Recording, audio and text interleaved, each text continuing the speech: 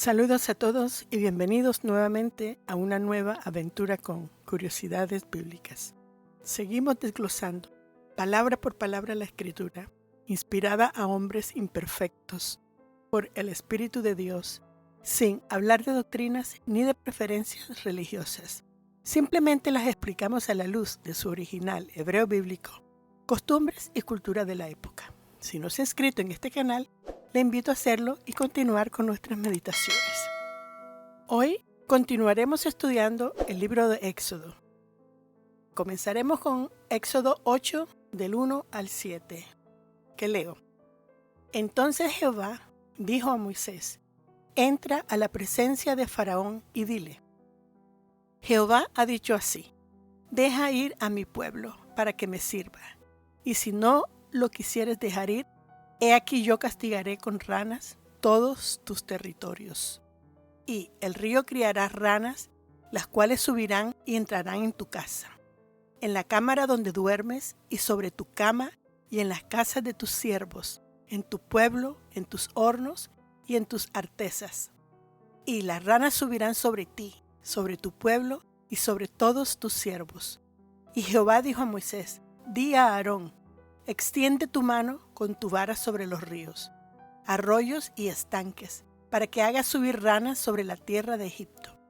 Entonces Aarón extendió su mano sobre las aguas de Egipto, y subieron ranas que cubrieron la tierra de Egipto.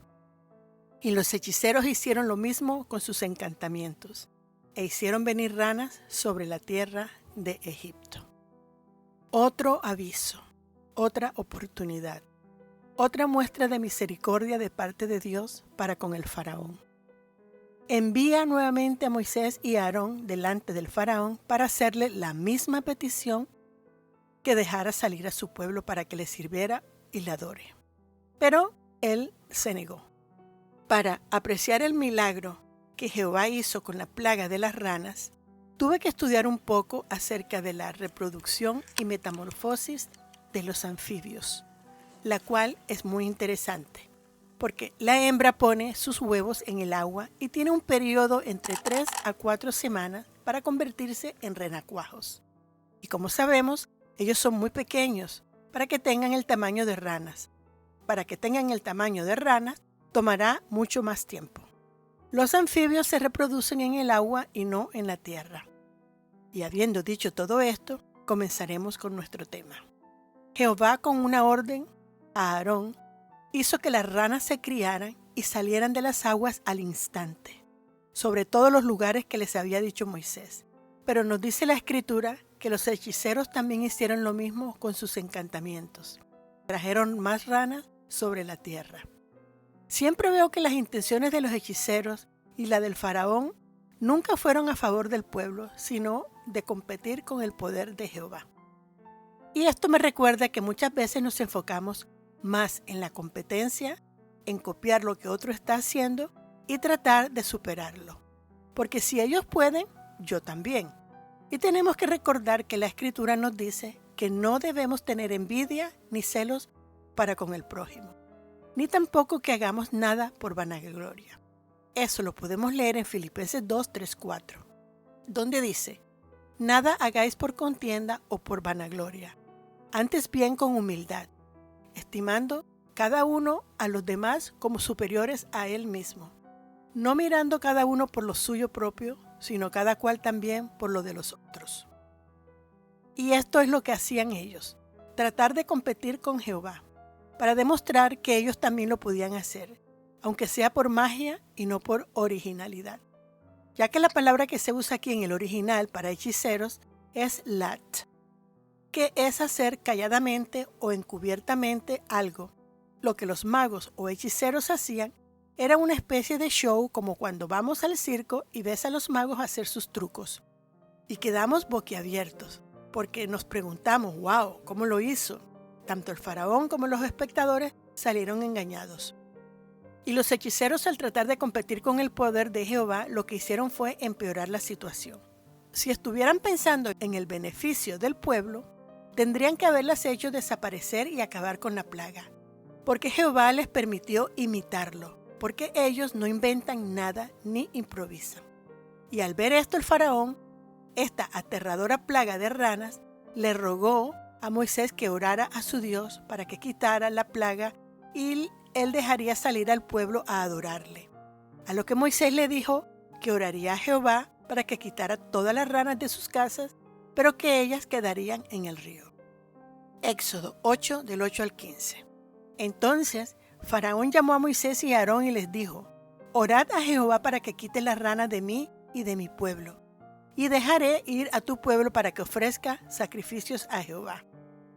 Dijo Moisés a Faraón: Dígnate indicarme cuándo debo orar por ti, por tus siervos y por tu pueblo, para que las ranas sean quitadas de ti y de tus casas, y que solamente queden en el río. Y él dijo: Mañana.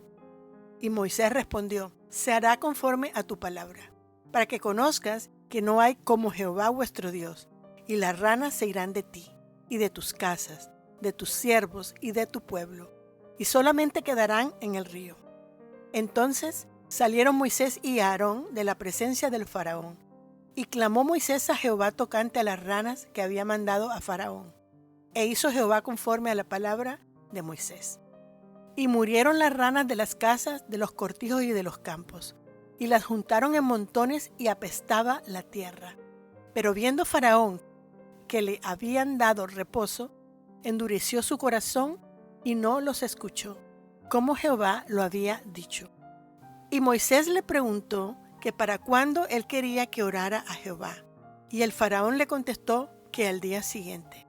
Oye, con esta situación yo hubiera dicho ya mismo, si es posible ayer, pero no, él dijo mañana.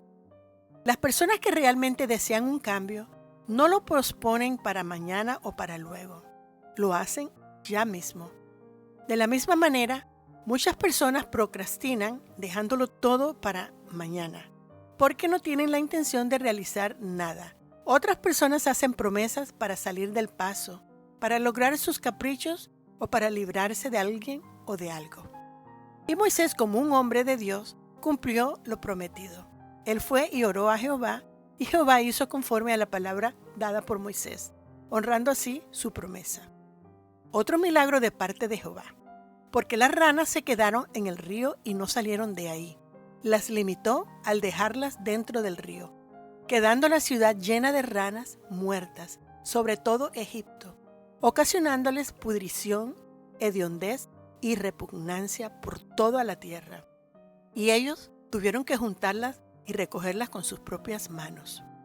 Además, las ranas representaban para ellos vida y fertilidad.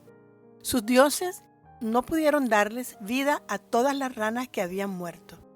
La diosa de la fertilidad para los egipcios era una mujer con cabeza de rana llamada Heket, diosa de la prosperidad, fertilidad que representaba para ellos la dádiva de la vida, y por lo tanto no las podían matar.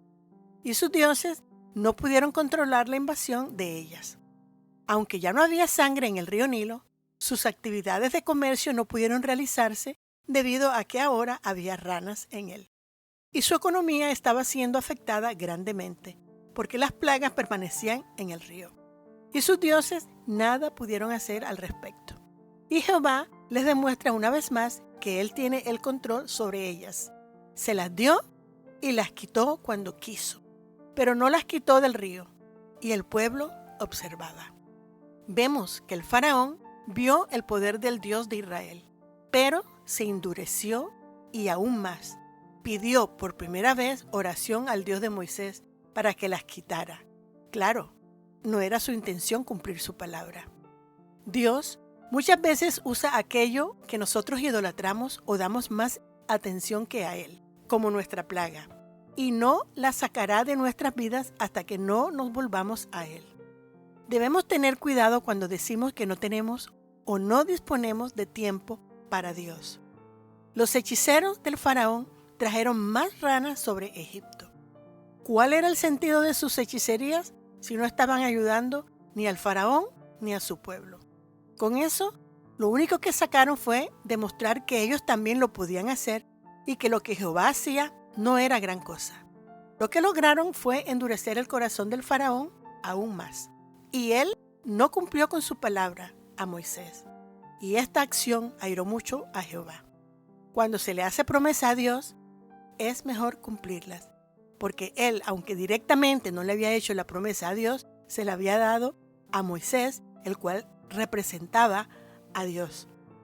Eclesiastés 5, del 2 al 7 nos dice: no te des prisa con tu boca, ni tu corazón se apresure a proferir palabra delante de Dios, porque Dios está en el cielo y tú sobre la tierra. Por tanto, sean pocas tus palabras, porque de la mucha ocupación viene el sueño, y de la multitud de las palabras, la voz del necio. Cuando a Dios haces promesa, no tardes en cumplirla, porque Él no se complace en los insensatos. Cumple lo que prometes. Mejor es que no prometas, y no que prometas y no cumplas. No dejes que tu boca te haga pecar. No digas delante del ángel que fue ignorancia. ¿Por qué harás que Dios se enoje a causa de tu voz y que destruya la obra de tus manos? Donde abundan los sueños, también abundan las vanidades y las muchas palabras, mas tú teme a Dios. Jehová les dio un reposo, un tiempo de meditación, pero Moisés no obtuvo respuesta ninguna de parte del faraón. Entonces Jehová habló con Moisés nuevamente. Éxodo 8, 16 al 19 dice: Entonces Jehová dijo a Moisés: Di a Aarón, extiende tu vara y golpea el polvo de la tierra, para que se vuelvan piojos por todo el país de Egipto. Y ellos lo hicieron así. Y Aarón extendió su mano con su vara, y golpeó el polvo de la tierra, el cual se volvió piojos. Así en los hombres como en las bestias, todo el polvo de la tierra se volvió piojos en todo el país de Egipto.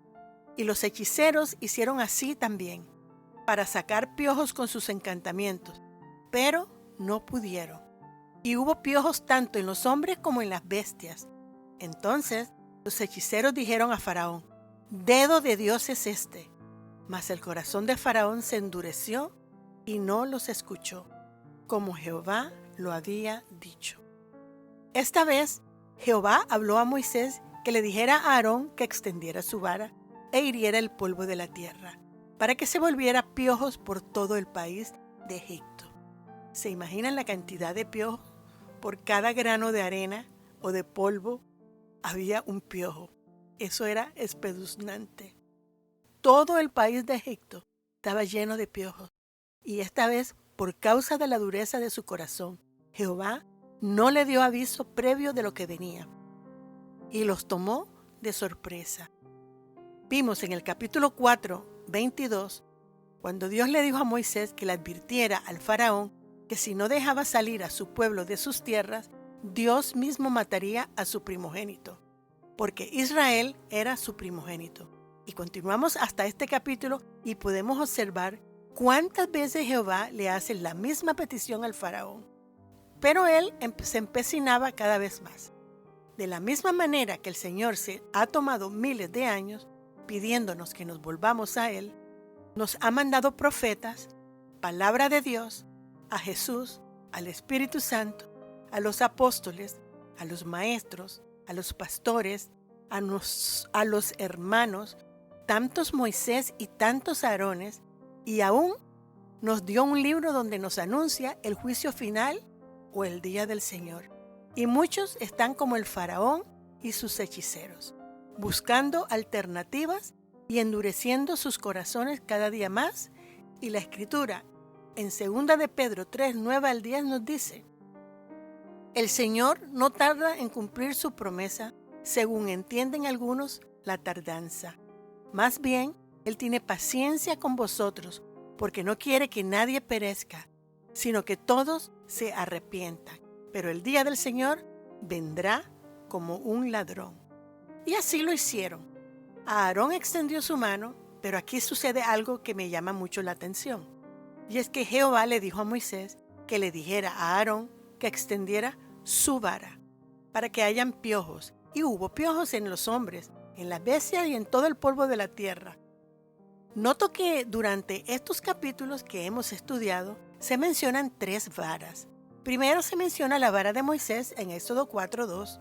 Luego, en Éxodo 4:20 se menciona la vara de Dios.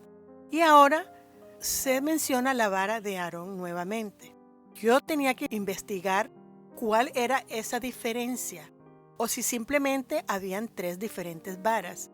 Ya vimos el concepto de la vara de Moisés en el video de Éxodo 4, el cual les recomiendo que vuelvan a verlo. Y es que la vara de Moisés tipifica nuestra disponibilidad para que Dios nos use. Moisés tiró su vara sin ningún problema, mostrándole a Dios que él no tenía ningún problema en tirarla al suelo. Pero cuando la tira, su básculo se transformó en algo sorprendentemente inesperado. Y él se asustó.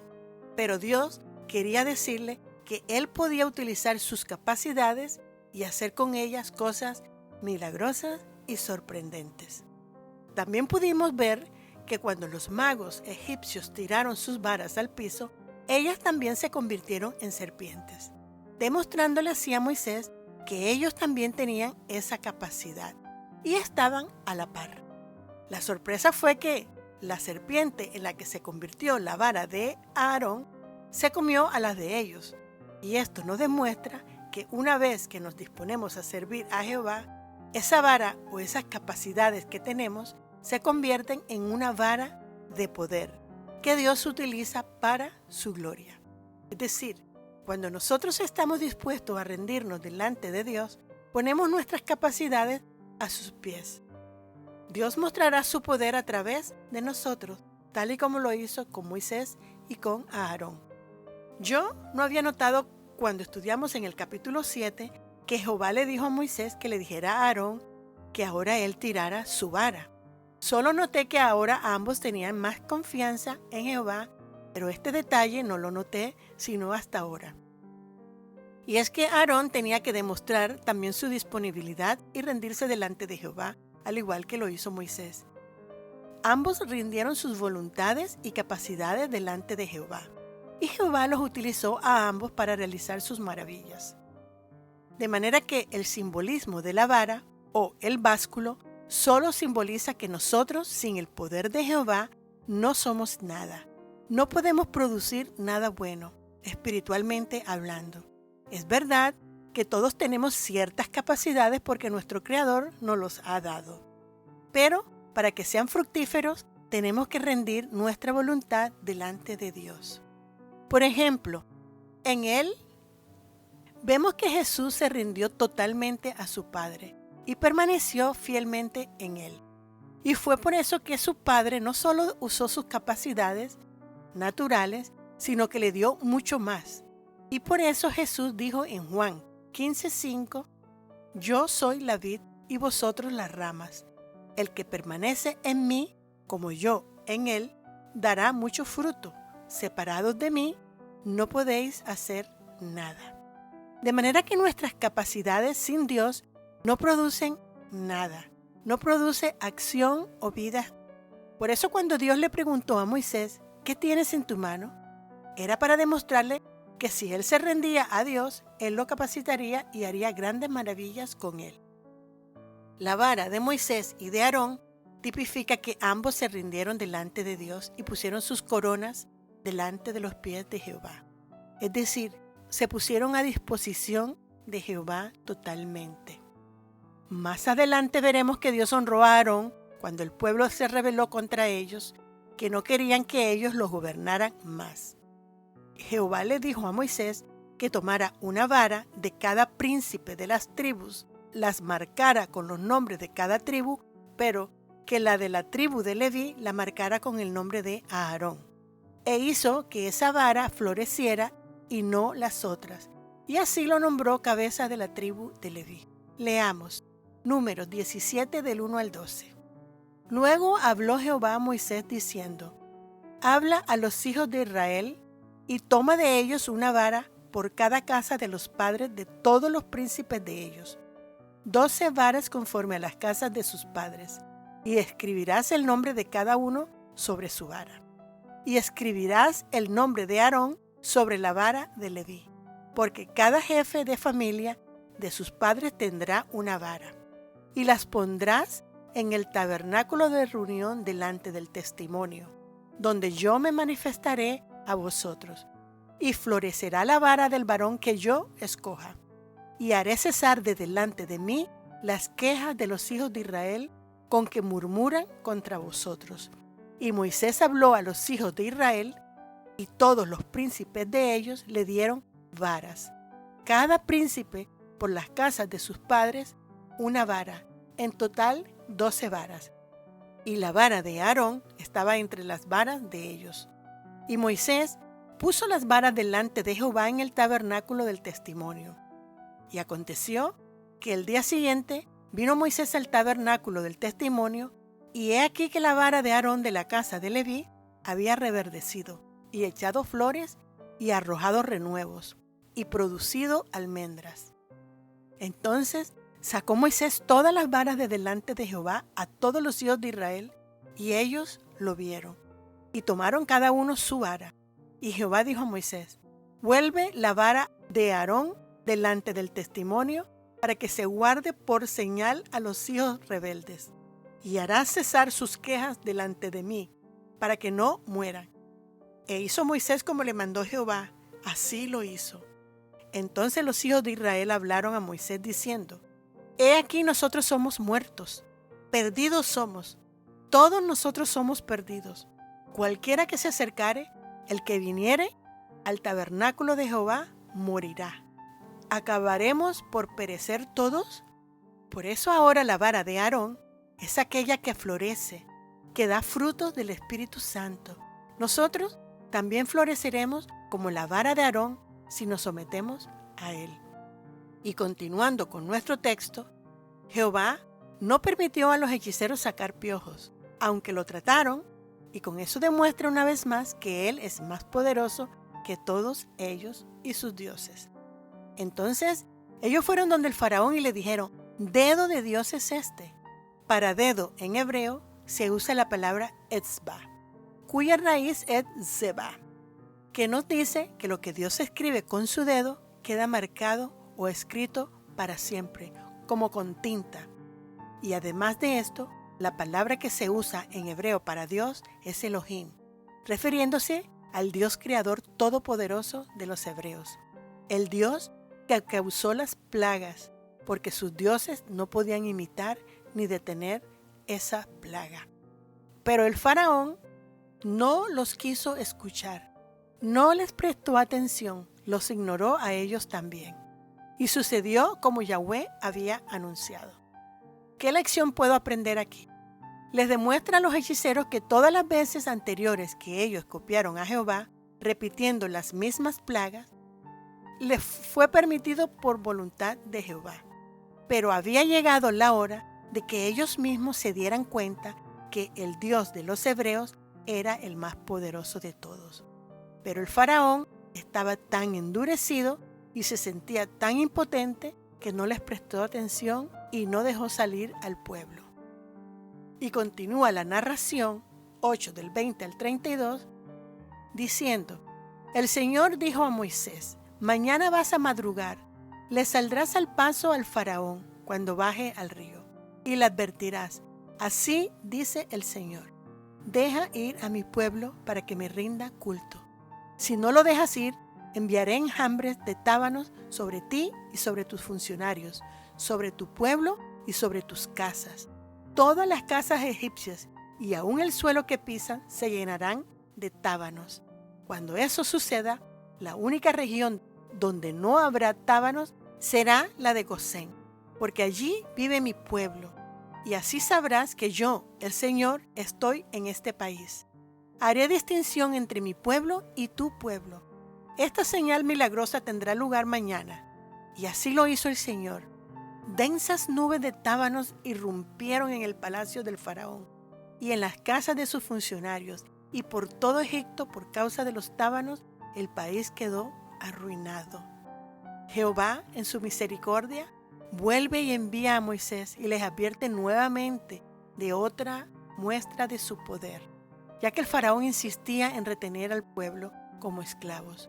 Pero esta vez marca una diferencia de localización en la aparición de la nueva peste, que era una aparición de grandes cantidades de moscas, que solo aparecían en toda la tierra de Egipto, excepto en Gosén, tierra donde habitaban los hebreos. Y así no habría duda de que Jehová era el Dios en medio de la tierra. Y así establece un precedente de que Él hace diferencia entre su pueblo y el de los egipcios, y cuida a los suyos. En el original hebreo se usa la palabra pedut, que quiere decir redención, distinción y liberación. Y su raíz es kadam, que quiere decir precedente. Así Dios establece un precedente de redención, de distinción y de liberación entre los pueblos a su pueblo. Éxodo 8, 25 al 27 leo. Llamó entonces el faraón a Moisés y a Aarón y les dijo: Id y ofreced sacrificios a vuestro Dios, aquí en el país. No estaría bien hacerlo así, contestó Moisés, porque los sacrificios que ofrecemos al Señor nuestro Dios resultan ofensivos para los egipcios. Si a la vista de ellos ofrecemos sacrificios que les son ofensivos, seguramente nos apedrearán. Tenemos que hacer un viaje de 3 días hasta el desierto para ofrecerle sacrificios al Señor nuestro Dios, pues así nos los ha ordenado. Desesperado el faraón, llamó a Moisés y les dijo que dejaría ir al pueblo a sacrificar a su Dios, pero dentro de Egipto. A lo que Moisés le dijo no. Y esto me recuerda una experiencia que yo tuve con personas conocidas que no quieren que yo hable del Dios en el que yo creo y sirvo. Pero dicen que si yo quiero puedo ir a sus casas, pero no debo hablar de mi Dios. Y que ellos no me han echado de sus casas, pero yo decidí no ir a sus casas, porque cuando yo iba, ellos hablaban todo lo que querían hablar de lo que ellos creían, pero yo no podía participar, porque no podía compartir sus creencias. Y pensé que si yo no puedo hablar de mi Dios, cuando yo los visite, entonces no podía estar aquí. Y decidí no visitarlos más. Y tal como dice este texto, que Moisés le dijo que los egipcios no estaban de acuerdo con la adoración que ellos iban a hacerle a Jehová en sus tierras, los apedrearían. Pues yo me sentí apedreada. Esta narración me demuestra que no estoy equivocada en mi decisión, porque compartir a tu Dios es considerado un servicio de adoración. No puedes adorar a Yahweh en lugares donde el Dios que tú sirves no es aceptado. Así que lo que ellos me proponían era inaceptable, no negociable. Jesús mismo nos demuestra en la Escritura que Él mismo se apartaba a adorar o a orar al Padre. Y esto lo puedes encontrar en Lucas 5, 15 al 16. Pero compartía con creyentes o no creyentes. Y ese es nuestro ejemplo a seguir. Mostrar amor y compartir el Evangelio con los creyentes o no creyentes. El faraón respondió: voy a dejarlos ir para que ofrezcáis sacrificios al Señor vuestro Dios en el desierto, con tal de que no os vayáis muy lejos, y de que roguéis a Dios por mí. Dios es tan precioso que Él te hace saber de alguna manera si estás siendo de corazón duro o no. Y digo esto porque entre estas personas de las que le estoy hablando, hay una persona que me dijo que yo sí podía ir a su casa si yo quería en la hora en que los demás no estaban, cuando ella estaba sola. A lo que yo le contesté que no, porque eso no es apropiado y me parecía incorrecto. Además, una falta de respeto tanto para mí como para el resto de la familia. Porque no puedo ir a la casa de una familia donde no todos te dan la bienvenida y te aceptan escuchar de la palabra de Dios. Y esto es precisamente lo que Moisés básicamente le dijo al faraón. Dios me ha contestado en esta meditación. Él es fiel, si estamos atentos a su voz para no desagradarle. Y continúa el texto. Cuando salga yo de aquí, le aseguró Moisés al faraón, yo rogaré por ti al Señor, y de aquí a mañana los tábanos se habrán apartado de ti, de tus funcionarios y de tu pueblo. Pero tú no debes seguir engañándonos, ni impidiendo que el pueblo vaya a ofrecerle sacrificios al Señor. Así que Moisés salió y le rogó al Señor por el faraón. El Señor accedió a los ruegos de Moisés y apartó los tábanos del faraón, de sus funcionarios, de su pueblo. No quedó un solo tábano, Pero una vez más el faraón endureció su corazón y no dejó salir al pueblo. Me gustaría saber qué ustedes han aprendido con todo esto que he compartido. Yo, por mi parte, aprendí que en todas las otras plagas no se menciona que Dios haya liberado a Israel de ellas, pero aquí sí lo dice claramente, que su pueblo no pasaría por esta plaga, puesto que pudo demostrar que le ordenaría a la plaga no pasar al territorio donde su pueblo vivía. Esto es grande. Hizo una clara separación entre el pueblo de Egipto y su pueblo, como lo que debe hacer un líder que tiene cuidado de su pueblo, pero no como Faraón, que solo le importaba a él mismo. Además, Israel vio la misericordia y poder de su Dios para con ellos, y los egipcios observaban las maravillas y el cuidado que el Dios de los hebreos tenía para con ellos, cosa que ellos no tenían de parte de sus dioses ni de su líder. La segunda cosa que aprendo es que tú no puedes adorar o servirle a Dios en medio de la inmundicia. Tienes que salir de tu condición pecaminosa, ya que Dios no habita en medio de ella, y Él quiere habitar en medio nuestro. Él siempre nos mostrará nuestra condición y nos ayudará a salir de ella, pero debemos estar atentos a su voz. Esto no quiere decir que no debas avisar a los que no creen en Dios, a los que están en medio del pecado, porque la prueba nos las dejó Jesús. Él estuvo anunciando el reino de Dios a los perversos de corazón, pero Él se apartaba para adorar a Dios. Y asimismo Moisés y Aarón visitaban al faraón para anunciarles los juicios de Dios, pero él no quiso creer. Además, el faraón reconoció que Jehová era poderoso y real, pero su orgullo no le permitió obedecerlo. Y con esto terminamos con nuestra meditación del capítulo 8. Tómese el tiempo de leer, de estudiar, instrúyase, déjese inspirar por Dios e inspira el mundo en su alrededor. No olvide que nadie le lea las escrituras. Léalas y escudriñalas usted mismo. Que nadie le cuente, solo se las confirme. Regálame un me gusta, que no cuesta nada. Suscríbase si aún no lo ha hecho. Deje un respetuoso comentario, los cuales prometo contestar. Comparte este mensaje. Shalom, shalom.